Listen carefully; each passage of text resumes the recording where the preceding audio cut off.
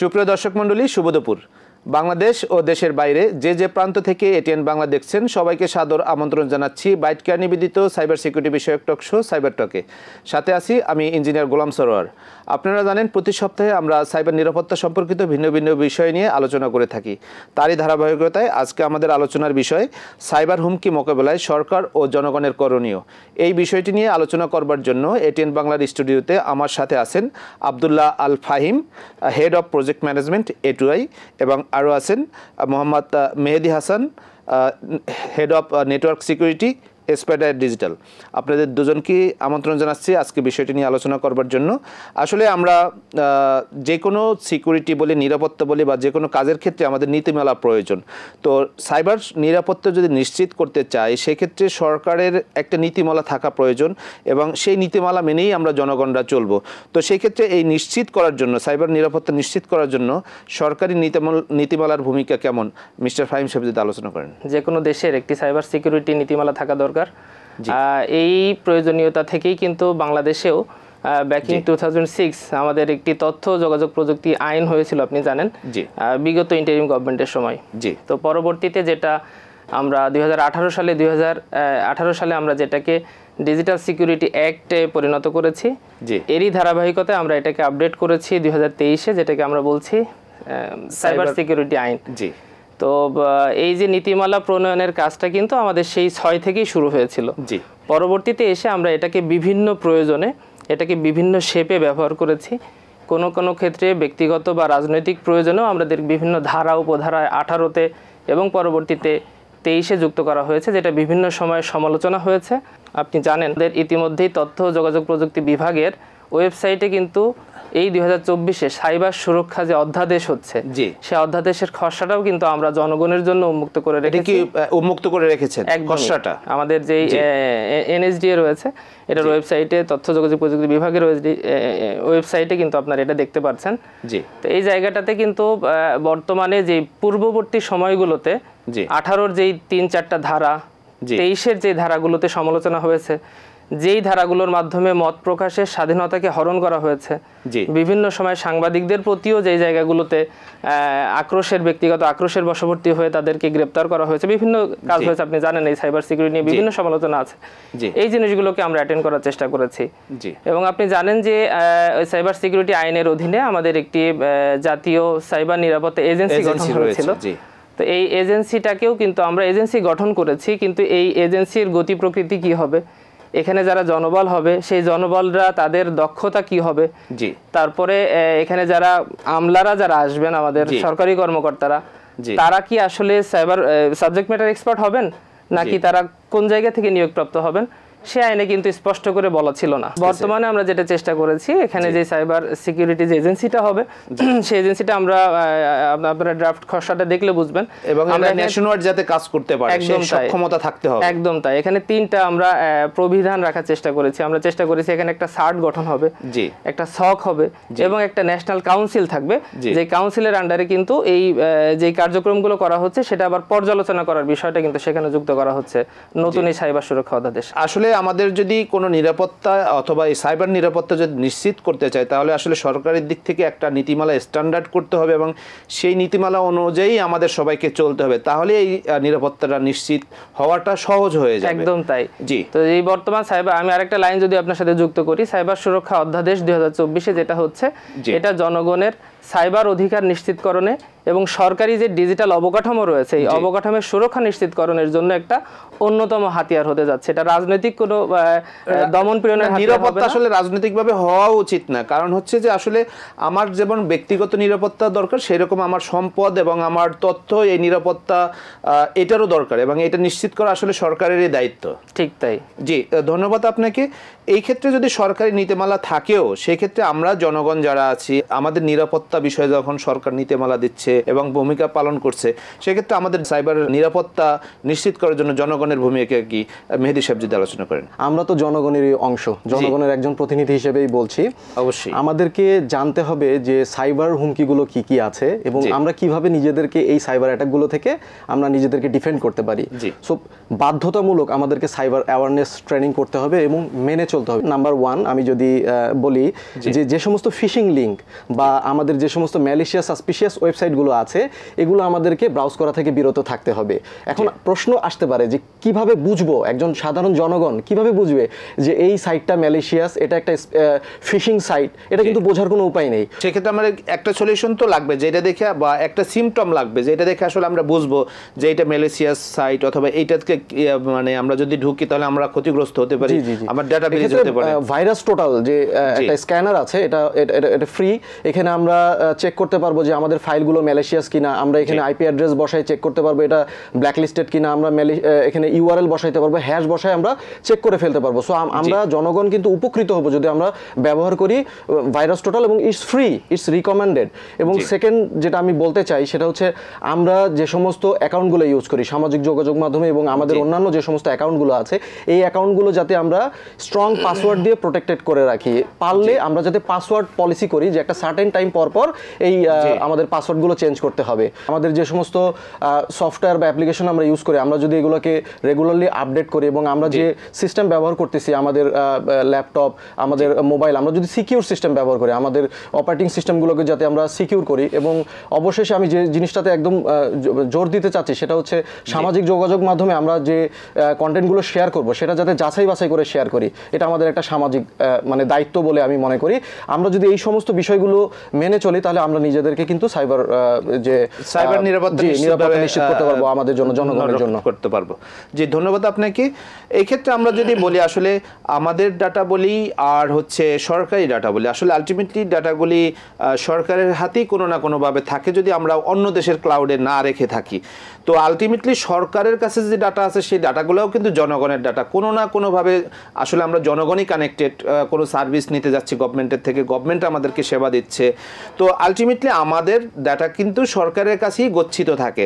তো এই সরকারের কাছে যে ডাটাগুলি থাকে এইটার নিরাপত্তা যদি নিশ্চিত করতে চাই সেই ক্ষেত্রে একটা আদর্শ নীতিমালা কেমন হওয়া উচিত, ফাহিম সাহেব যদি আলোচনা করেন। ধন্যবাদ আপনাকে। এটা একদম প্রাসঙ্গিক একটা প্রশ্ন বর্তমান সময়ের সাথে। আদর্শ নীতিমালার বিষয়ে যদি আপনি বলেন তো অবশ্যই কিন্তু আমাদের এখন যে জিনিসটা আমরা অভাব বোধ করছি বর্তমান সময়ে এসে, আমাদের ডেটাগুলো যেগুলো আমরা রেখেছি সেগুলো কিন্তু কোনো ক্লাসিফাইড ওয়েতে রাখিনি। ডেটাগুলোকে ক্লাসিফাই না করার কারণে কোন ডেটাকে আপনি কতটুকু সুরক্ষা দিবেন, কোন ডেটা কোন লেভেল পর্যন্ত উন্মুক্ত হবে, এটা কিন্তু আমরা এখন পর্যন্ত ক্লাসিফাই করতে পারিনি। তো এক নম্বরে অবশ্যই এই কাজটা আমাদের করতে হবে, ডেটা ক্লাসিফিকেশন। দ্বিতীয় যে কাজটা আমাদের করা প্রয়োজন বলে আমি মনে করি, অ্যাক্সেস কন্ট্রোল থাকতে হবে। আপনি সব লেভেলের এমপ্লয়ি বা সবাই কিন্তু সমস্ত ডেটা সমানভাবে দেখতে পারেন না। আপনি যদি বর্তমান সময়ের আমাদের এই এনআইডির কথা যদি বলেন, এই যে এনআইডির যে ডেটাটা, সেই এনআইডির ডেটা আপনি ভেরিফাই করছেন, সেই ভেরিফিকেশনের সময় আপনি কতটুকু ডেটা উন্মুক্ত করে দিবেন। আপনি কি ইউজারকে বিভিন্ন প্রয়োজনে এনআইডির ডেটা ভেরিফাই করতে হয়, আপনি কি সেখানে সমস্ত ডেটা ইনফরমেশন দিয়ে দিবেন, নাকি আপনি শুধুমাত্র এখানে ইয়েস নো একটা ভেরিফিকেশন লুপ দিবেন যে is it verified or not. তো এই জায়গাগুলোকে অ্যাক্সেস কন্ট্রোল করা এবং ডেটাগুলোকে ভেরিফাই করা, কতটুকু উন্মুক্ত করবেন সেই উন্মুক্ত করার জায়গাটা কিন্তু এখন সময় এসেছে। তো এই বিষয়গুলো নিয়েই কিন্তু আমাদের বর্তমান যারা, সেই ক্ষেত্রে একটা জিনিস যদি আমি বলি, আমাদের জন্ম নিবন্ধন এবং মৃত্যু নিবন্ধনের যে একদম জনগণের জন্য উন্মুক্ত যে সাইটটা রয়েছে, ওখানে দেখা যাচ্ছে যে কারো জন্ম নিবন্ধনের নাম্বার দিলে আর জন্ম তারিখ দিলে সব তথ্য কিন্তু পাবলিকলি দেখাচ্ছে। আসলে এটা পাবলিকলি দেখানো উচিত কিনা? আবার দেখেন মৃত্যু নিবন্ধনের যে আছে, ওখানে মৃত্যু নিবন্ধনের নাম্বারটা দিলে সব ডাটা তার দেখাচ্ছে পাবলিকলি। তো ইভেন এভাবে হচ্ছে ন্যাশনাল আইডির যেই নাম্বারটা আছে সেটা এপি এর মাধ্যমে অন্য প্রতিষ্ঠানকে অ্যাক্সেস দিতে হচ্ছে। তো দেখা যাচ্ছে যে ন্যাশনাল আইডি যারা মেনটেন করে তারা ডাটা পাবলিক করছে না, কিন্তু সে এপিআই যাদেরকে দিচ্ছে তারা কিন্তু ডাটা পাবলিক করে দিচ্ছে। আসলে এই ডাটাগুলো যদি পাবলিক হয় সেটাও কিন্তু আমাদের জন্য ভালনারেবল। আসলে ডেটা অথবা তথ্য যে ইন্টারনেটের যুগে অথবা ডিজিটাল যুগে আসছে এমনটা কিন্তু নয়। এই তথ্য সুরক্ষা কিন্তু এই অ্যানালগ যুগেও ছিল, তখনও কিন্তু তথ্য সুরক্ষা এবং তথ্য অধিকারের বিষয়টা ছিল, যে কতটুকু ডাটা পাবলিকলি জানতে পারবে, পাবলিক জানতে পারবে, এটা কিন্তু তখনও ছিল। তাহলে ডিজিটালে আসার পরে সব পাবলিক হয়ে গেল কেন? ডিজিটালে আসার পর আমরা কিন্তু স্পষ্ট কোনো নীতিমালা, আমরা যে এই আইনগুলোর কথা বলেছি কিন্তু সেই আইনের কোনো জায়গাতে আমরা বাড়িত করিনি। আপনি যেটা বললেন যে এনআইডি ডেটা বলেন, জন্ম মৃত্যু নিবন্ধনের ডেটা বলেন, সব দেখাবে কিনা? হ্যাঁ, সব দেখাতে হবে, কিন্তু কোন লেভেল পর্যন্ত আপনি সব ডেটা দেখাবেন? আপনি একজন পাবলিক ইউজার যিনি একদম জাস্ট উইদাউট লগ ইন যিনি দেখছেন তিনিও সব ডাটা দেখে ফেলবেন, নাকি শুধুমাত্র একটি কনসার্ন ডেস্কে যিনি আপনাকে পাসপোর্টের সেবা দিচ্ছে বা অন্যান্য সেবাগুলো দিচ্ছে সেই সেবা দাতার ডেস্কগুলোতে আপনি সমস্ত ডেটা দেখাবেন? এই জায়গাটাতে আমাদের পলিসি নিয়ে অবশ্যই কাজ করতে হচ্ছে। আমরা ইতিমধ্যেই আইসিটি বিভাগ থেকে এগুলো নিয়ে ডেটা শেয়ারিং পলিসি কি হবে নীতিমালার মধ্যে আমরা এগুলো ইনক্লুড করার জন্য ইতিমধ্যেই কাজ শুরু করেছি। তার মানে এই ক্ষেত্রে আমাদের ডেটা সুরক্ষা পলিসি এবং ডেটা প্রাইভেসি পলিসি খুব মোর ইম্পর্টেন্ট, এবং এর পাশাপাশি আসলে কোন ডাটা কতটুকু কে অ্যাক্সেস করতে পারবে, অ্যাক্সেস কন্ট্রোলটা আসলে মোর ইম্পর্টেন্ট মনে হচ্ছে। ধন্যবাদ আপনাকে। এই ক্ষেত্রে একটা প্রতিষ্ঠানের কথা যদি বলি, বেসরকারি প্রতিষ্ঠান হোক বা সরকারি প্রতিষ্ঠান হোক, এটা যদি গভর্নমেন্ট লেভেলে পাবলিক সার্ভিস দেওয়ার জন্য এখন একটা প্রতিষ্ঠানের ডেটা সুরক্ষার জন্য সেটার আসলে কীরকম নীতিমালা হওয়া উচিত, মেহেদী সাহেব যদি আলোচনা করেন। আমাদের দক্ষ জনশক্তি গড়ে তুলতে হবে, সবার আগে ল্যাকিং হচ্ছে এই জায়গায়। আমরা যদি দক্ষ জনশক্তি গড়ে তুলতে পারি তাহলে এই দক্ষ জনশক্তি কিন্তু আমাদেরকে বিভিন্ন যে সাইবার অ্যাটাকগুলো আছে এখান থেকে কিন্তু আমাদের অর্গানাইজেশনের ডিজিটাল অ্যাসেটগুলোকে তারা প্রোটেক্ট করতে পারবে, এবং তারা কিন্তু আমাদের অর্গানাইজেশনকেও রিপ্রেজেন্ট করে, রাইট?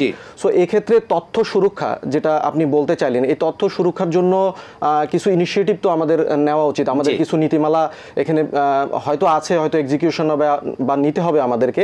এখানে end to end encryption system যেটা থাকে বা এখানে ব্লকচেইন টেকনোলজি যেটা আছে, এর মাধ্যমে আমরা যদি ইমপ্লিমেন্ট করি বা আমরা যদি রাখি এটা আমাদের নীতিমালাতে, তাহলে আমাদের তথ্যগুলো কিন্তু সুরক্ষিত থাকবে এবং ইন্টিগ্রিটি যেটা আছে সেটা কিন্তু আমরা মেনটেন করতে পারবো, ঠিক আছে? তো আমি আরেকটা বিষয় যে জিনিসটা আমি আলোচনা করতে যাচ্ছি যে প্রিভিলেজ অ্যাক্সেস ম্যানেজমেন্ট। হ্যাঁ, কার কতটুকু প্রিভিলেজ থাকবে আমাদের অর্গানাইজেশনের যে সফটওয়্যারগুলো আছে এবং যে ডিভাইসেসগুলো আছে, নেটওয়ার্কিং ডিভাইসেস, এখানে ইউজার লেভেলে হোক বা ডিপার্টমেন্ট ওয়াইজ হোক, এই সিস্টেমগুলো ইউজ করার জন্য কার কতটুকু প্রিভিলেজ লাগবে এই প্রিভিলেজটা আমরা স্ট্রংলি হ্যান্ডেল করতে হবে। এবং same as network access control, অর্থাৎ ইন্টার ডিপার্টমেন্ট হোক অথবা ইউজার লেভেলে হোক, ইন্ট্রানেট এবং ইন্টারনেট অ্যাক্সেসের ক্ষেত্রে কার কতটুকু অ্যাক্সেস থাকবে এটাও কিন্তু আমাদের এনশিওর করতে হবে, পলিসিতে থাকতে হবে। এবং আমাদের ডেটা লস যে প্রিভেনশন, এটা আমাদের পলিসিতে থাকতে হবে। আপনি যেটা একটু আগে বলেছেন ওইটা যদি আমি একটু বলি আমার মতো করে, যে আমি কোয়েরি করতেছি একটা কিন্তু ডেটা চলে আসতেছে অনেকগুলো অন্যরকম। সো আমাদের কিন্তু স্পেসিফিক ডেটা শেয়ার করতে হবে, স্পেসিফিক কোয়েরির জন্য স্পেসিফিক আউটপুট আসতে হবে। আমার মনে হয় যে এক্ষেত্রে নীতিমালার থেকে গুরুত্বপূর্ণ হচ্ছে যে আমাদের সফটওয়্যারগুলোতে বা সিস্টেমগুলোতে কি বাগ আছে এই বিষয়টা আমাদেরকে চেক করতে হবে এবং আমাদেরকে এই জিনিসগুলো আমাদেরকে সলভ করতে হবে। আমাদের একটা সফটওয়্যারে অথবা আমাদের প্রতিষ্ঠানে আইসিটির ক্ষেত্রে যে ভালনারেবিলিটিগুলি আছে সেগুলি অ্যাসেস করতে হবে এবং সেটাকে আবার প্রোটেক্ট করতে হবে। আফটার দ্যাট যদি আমরা বলি আসলে প্রত্যেকটা প্রতিষ্ঠানেই আলাদা ডাটা পলিসি এবং ইউজার পলিসি থাকতে হবে, এটা মাস্ট বি থাকতে হবে। আদারওয়াইজ আসলে ডাটা প্রাইভেসি রক্ষা করা সম্ভব এবং ডাটা সুরক্ষা দেওয়া মোটেই সম্ভব বলে মনে হচ্ছে না।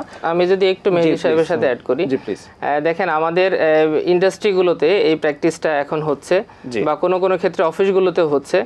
যদি কোনো ইন্ডাস্ট্রি কোনো প্রতিষ্ঠান যদি সাইবার অ্যাটাকের শিকার হয় তা আমাদের মধ্যে একটা গোপন করার প্রবণতা আছে। আমরা চিন্তা করছি এটা যদি আমি হাইড করি পাবলিক ট্রাস্ট নষ্ট হতে পারে, এজন্য আমি বলছি না। তাতে কি হচ্ছে, আমি আরো বেশি বিপদে পড়ছি, আমি কিন্তু খুব দ্রুত সেটা রিকভার করতে পারছি না। এই জায়গাটাতে কিন্তু আমাদের তথ্য যোগাযোগ প্রযুক্তি বিভাগের একটা প্রতিষ্ঠান আছে, মেহেদী সাহেব আপনিও জানবেন, বিজিডি ইগভ সার্ট। তো এই বিজিডি ইগভ সার্টকে স্ট্রেনথেন করার জন্য কিন্তু আমাদের বর্তমান জনবান্ধব সরকার ইতিমধ্যেই কার্যক্রম গ্রহণ করেছে। তো আপনারা এই ধরনের, যদি আমি দর্শকদেরকে বলবো, বিভিন্ন ইন্ডাস্ট্রি আছেন আপনারা, এই ধরনের অসুবিধায় যখনই পড়বেন তখনই সেটা নিজের মধ্যে গোপন না করে অবশ্যই আপনি এক্সপার্টদেরকে, ইন্ডাস্ট্রি এক্সপার্টদেরকে, এট দ্য সেম টাইমে আপনি সরকারি যে প্রতিষ্ঠান রয়েছে সেখানে যদি আপনারা এগুলো অবগত করেন তাহলে খুব দ্রুত আপনি নিজেও যেমন নিস্তার পেতে পারেন, আমারও উপকার হতে পারে, অ্যাওয়ারনেস সৃষ্টি হতে পারে। এই ক্ষেত্রে আবার একটা বড় চ্যালেঞ্জ হলো যে আমি আমার তথ্যটা আপনার গোপন রাখতে হবে, যেহেতু আমি আমার ইনসিডেন্টের শিকার হচ্ছি, আমি আমার পাবলিক ট্রাস্ট নষ্ট হয়ে যেতে পারে বলে আমি শেয়ার করছি না। তো আপনি যেন গভর্নমেন্টের অথবা যারাই যেখানে আছে আমার এই ইনসিডেন্ট নিয়ে যাতে টিজ না করে, এটা কিন্তু হচ্ছে আমাদের একটা প্রবণতা যে আপনার কাছে এই একটা ইনফরমেশন গেছে সেটা নিয়ে কিন্তু আপনি টিজ করতেছেন, এই ভয়ে কিন্তু আমি আপনার সাথে কমিউনিকেট করতে পারছি না। এই জায়গাটাতেও আমাদের উত্তরণ হতে হবে, এটা এনশিওর করার দায়িত্ব কিন্তু গভর্নমেন্টের। আমাদের সার্ট কিন্তু ইতিমধ্যে এগুলো করে থাকে। জি, সুপ্রিয় দর্শক মণ্ডলী, আমরা নিয়ে নিচ্ছি ছোট্ট একটি বিরতি। বিরতির পরে আবারও আলোচনায় ফিরবো, আশা করি সে পর্যন্ত সঙ্গী থাকবে। আসলে আমাদের এই যে ডিজিটাল সিস্টেমটাকে যে আমরা আসলে আস্থা হারিয়ে ফেলছি কিনা, এবং বিশেষ করে ডিজিটাল ট্রানজ্যাকশনের ক্ষেত্রে কিন্তু আমরা অনেক আস্থা হারিয়ে ফেলছি অথবা বিশ্বাস করতে পারছি না। তো এই ডিজিটাল সিস্টেমকে জনগণের আস্থা উন্নয়ন করার জন্য সরকার কি পদক্ষেপ নিতে পারে ফাহিম সাহেব? ডিজিটাল সিস্টেমে জনগণের আস্থা ফিরিয়ে আনা কিন্তু এটা বর্তমান সরকারের জন্য একটা প্রথম চ্যালেঞ্জ, বড় চ্যালেঞ্জ বলবো আমি আমাদের নিজেদের জন্য। কারণ আমরা বিভিন্ন জায়গায় ডিজিটাইজেশন করেছি, ডিজিটাল করেছি, যতটা না ডিজিটাল করেছি আমরা এই ডিজিটাইজেশন শব্দটাকে রাজনৈতিক উদ্দেশ্য প্রণীতভাবে ব্যবহার করেছি। আমরা কি করেছি, আমরা কিন্তু ইভিএম নিয়ে এসেছি, ইলেকট্রিক ভোটিং মেশিন, যেটা একটা ডিজিটাল মেশিন, জনগণ ধরে নিয়েছিল। এটা কিন্তু অনেক সুবিধা আছে, আপনি খুব দ্রুততম সময়ে ভোট গণনা করতে পারেন, সহ নানাবিধ সুবিধা আছে। আপনি সেই সুবিধাটা ব্যবহার না করে কি করেছেন, আপনি এটাকে ইলেকশন ইঞ্জিনিয়ারিং এর কাজে লাগিয়েছেন। তো জনগণের কিন্তু এই ডিজিটাল ডিভাইসের প্রতি আস্থা নষ্ট হয়েছে। তো বর্তমানে এই জিনিসগুলো আমাদের জন্য একটা বড় চ্যালেঞ্জ। ইতিমধ্যে আমরা আইসিটি বিভাগে যে সাইবার সিকিউরিটি সেল করেছি, সেই সেল নিয়ে আমাদের ইতিমধ্যে এই বিষয়টি আলাপ হয়েছে। আমাদের 1 নম্বর কাজ হবে এখানে ডিজিটাল সাক্ষরতা বৃদ্ধি করতে হবে। আমরা আগে সাক্ষরতা অভিযান চালিয়েছি, এখন ডিজিটাল সাক্ষরতা অভিযান চালাতে হবে।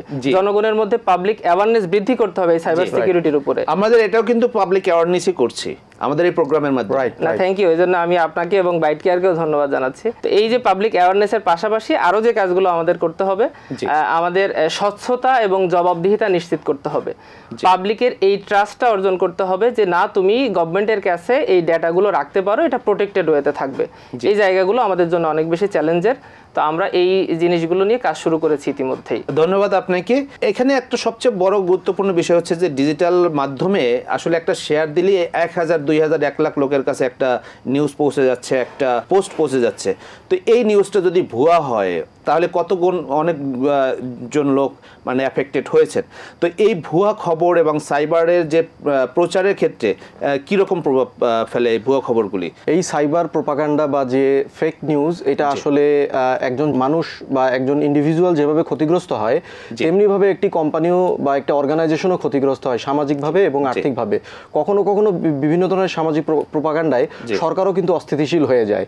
সো এর ভয়াবহতা কিন্তু অনেক। আমরা যদি এটার সলিউশনের কথা বলি, আমরা প্রবলেমগুলো তো আমরা জানি, আমরা সলিউশনের কথা বললে আমরা brand intelligence is a solution. হ্যাঁ, এটা কি করা যায়?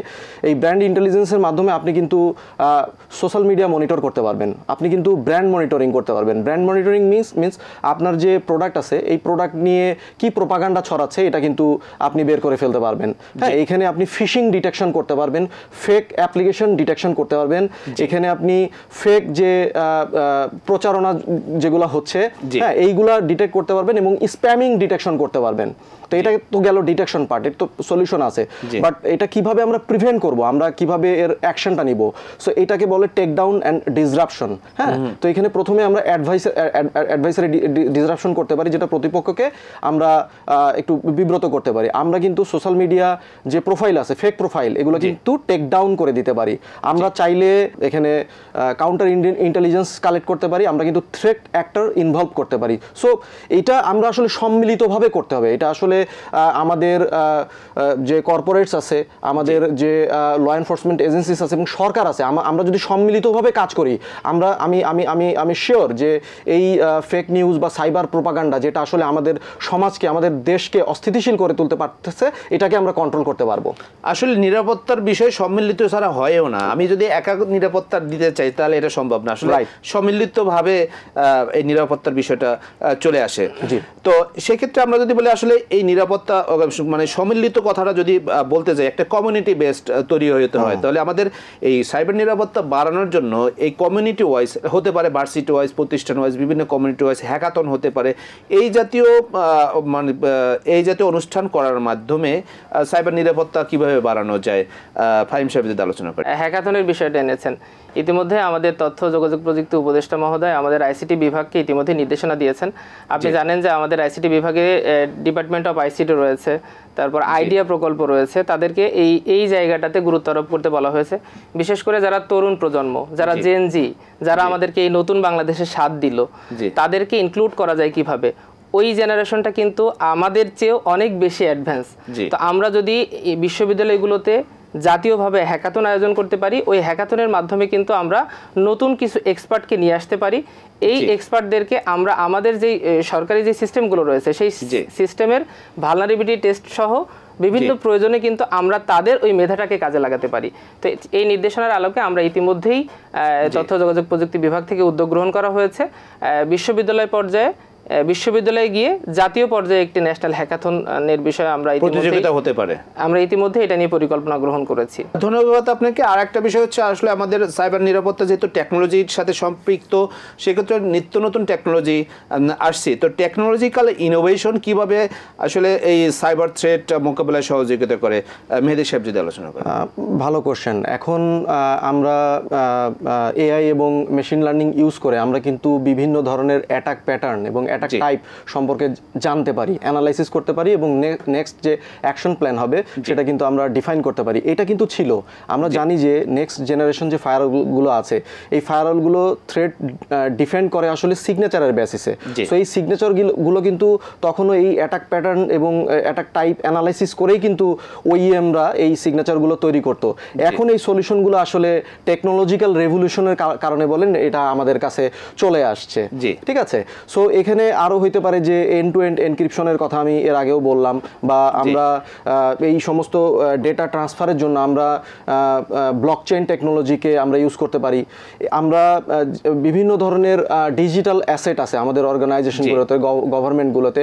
আমরা যদি এক্সটার্নাল এবং ইন্টারনাল অ্যাটাক সারফেস ম্যানেজমেন্ট দিয়ে স্ক্যানিং করে আমরা ডিজিটাল অ্যাসেটগুলোকে যদি চিহ্নিত করতে পারি এবং সেই অ্যাসেটগুলোর যে ভালনারেবিলিটিগুলো আছে বা অ্যাটাক সারফেসগুলোর যে ভালনারেবিলিটিগুলো আছে ওগুলো আমরা জানতে পারি এই টেকনোলজির কারণে, এবং আমরা কি রিমিডিয়েশন হবে এটা কিন্তু আমরা বলে দিতে পারি, খুব ক্লিয়ার করে আমরা বলে দিতে পারতেছি এই টেকনোলজির কারণে। এছাড়া আমরা তো জানি যে আমাদের ডিফেন্সিভ সিকিউরিটির জন্য আমাদের firewall, IDs, IPS, web application firewall এগুলো তো আছেই, তাই না? এগুলো আমাদেরকে আসলে এক্সটার্নাল যে থ্রেট সমূহ আছে, ইন্টারনেট থেকে যে থ্রেট আছে সেই থ্রেট থেকে আমাদের নেটওয়ার্ককে প্রোটেক্ট করতেছে। এবং আমরা জানি যে এখানে যে সেন্ট্রাল ডিটেকশন, আমরা এই ফায়ারওয়াল বা এই সমস্ত ওয়েব অ্যাপ্লিকেশন ফায়ারওয়াল এগুলো ডিস্ট্রিবিউটেড মডেলে মনিটর করা হয় বা ডিটেক্ট করা হয়। এটা সেন্ট্রালাইজড মনিটরিংয়ের জন্য আমাদের সকে কিন্তু এখন সিমের পাশাপাশি সোর চলে আসছে, যেখানে ইনসিডেন্ট রেসপন্সের জন্য আমরা জানি যে এটা অনেক অটোমেটেড এবং খুবই একটা ভালো সলিউশন হতে পারে এখন আমাদের সিকিউরিটি অপারেশন সেন্টারের জন্য। আমাদের ব্যাকআপ ডিজাস্টার রিকভারির কথা যদি বলি, আমাদের কিন্তু আগে আমাদের ডেটাগুলোকে ম্যানুয়ালি ব্যাকআপ ডিআর এর ব্যবস্থাটা ছিল না, রাইট। এখন কিন্তু আমাদের ডেটা সেন্টারগুলোতেও যেমন আমরা ডিসিডিআর মডেলে করতেছি, একইভাবে আমরা যদি আমাদের নেটওয়ার্কের যে ডেটাগুলো আছে বা আমাদের যে সার্ভারগুলো আছে সেগুলোর ব্যাকআপ আমরা ক্লাউডেও রাখতে পারি, অনপ্রেমডেও রাখতে পারি, সো দ্যাট আমরা খুব কুইক যাতে একটা ডিজাস্টার রিকভারি করে ফেলতে পারি। সো টেকনোলজিক্যাল রেভলিউশনের জন্যই কিন্তু আসলে আমরা এগুলো করতে পারতেছি। আসলে টেকনোলজিক্যাল ইনোভেটিভ যদি আমরা আইডিয়া ইমপ্লিমেন্ট করতে পারি তাহলে আসলে টেকনোলজিকে সুরক্ষিত রাখা যায়, রাইট। এছাড়া তো আসলে সম্ভব না। তো শেষ মুহূর্তে ফাহিম শেখ যদি আমাদের দর্শকদের উদ্দেশ্যে কিছু বলেন। আমরা এই যে technological revolution, artificial intelligence, machine learning এর কথা বলছি, আগেও বলেছি, কিন্তু এই জিনিসগুলো আমরা সরকারিভাবে সরকারি প্রতিষ্ঠানগুলোতে কাজে লাগাতে পারিনি। স্পষ্টভাবে আমাদের আইনের মধ্যে এটার ব্যবহারের নীতিমালা কি হবে এটা যুক্ত না থাকার কারণে বর্তমানে আমরা যে সাইবার সুরক্ষা অধ্যাদেশ করছি এটাতে স্পষ্টভাবে আন্তর্জাতিক মান বিবেচনায় রেখে কিভাবে আমরা এই নিত্য নতুন টুলগুলোকে আমাদের গভর্নমেন্ট সিস্টেমগুলোতে, ওয়েবসাইটগুলোতে নিয়মিত ব্যবহার করতে পারি, এগুলো উল্লেখিত থাকার কারণে আমি আশা করছি বর্তমান যে নতুন বাংলাদেশ, এই নতুন বাংলাদেশে আমরা একটি সাইবার নিরাপদ নতুন বাংলাদেশ আমাদের জনগণকে উপহার দিতে পারবো। এই প্রত্যাশা রেখেই আমি আমার আজকের কথা শেষ করছি। ধন্যবাদ আপনাদের দুজনকে। সুপ্রিয় দর্শক মণ্ডলী, আপনারা এতক্ষণ উপভোগ করলেন বাইট কেয়ার নিবেদিত সাইবার সিকিউরিটি বিষয়ক টক শো সাইবার টক। আজকে আমাদের আলোচনার বিষয় ছিল সাইবার হুমকি মোকাবেলায় সরকার ও জনগণের করণীয়। সেই বিষয়টা নিয়ে আলোচনার মাধ্যমে আমরা যেটা আমাদের কাছে যেটা দাঁড়ালো সেটা হচ্ছে একটা প্রতিষ্ঠানের, সেটা সরকারি হোক অথবা বেসরকারি হোক, তাদের আসলে ডেটা পলিসি থাকা উচিত এবং থাকতেই হবে, এবং সরকারের হচ্ছে একটা নীতিমালা চূড়ান্ত পর্যায়ে থাকতে হবে, এবং সেই নীতিমালা যেটাকে সাইবার নিরাপত্তা অধ্যাদেশ বলি আর অথবা আইন বলি, সেই আইনের প্রয়োগ থাকতে হবে এবং সেই অনুযায়ী আমাদেরকে মেনটেন করেই চলতে হবে, এবং এই মেনটেন করার জন্য, সেটা মানার জন্য সরকারকেই বাধ্য করতে হবে জনগণ যাতে সেটা মেনে চলে। আসলে আইনের মাধ্যমেই যদি আমরা চলতে পারি তাহলে আসলে আসলে আমরা সুরক্ষিত থাকতে পারি। আইন ছাড়া আসলে কোনো কিছুই সুরক্ষিত রাখা সম্ভব না। আসলে আমরা বিশ্বাস করি সবাই আমরা সাইবার জগতে সুরক্ষিত থাকব, সেই প্রত্যাশায় আজ এ পর্যন্তই। আবার দেখা হবে আগামী সপ্তাহে, আগামী শনিবার দুপুর 12টা 5 মিনিটে। সে পর্যন্ত সবাই ভালো থাকুন, সুস্থ থাকুন, সুরক্ষিত থাকুন। আল্লাহ হাফেজ।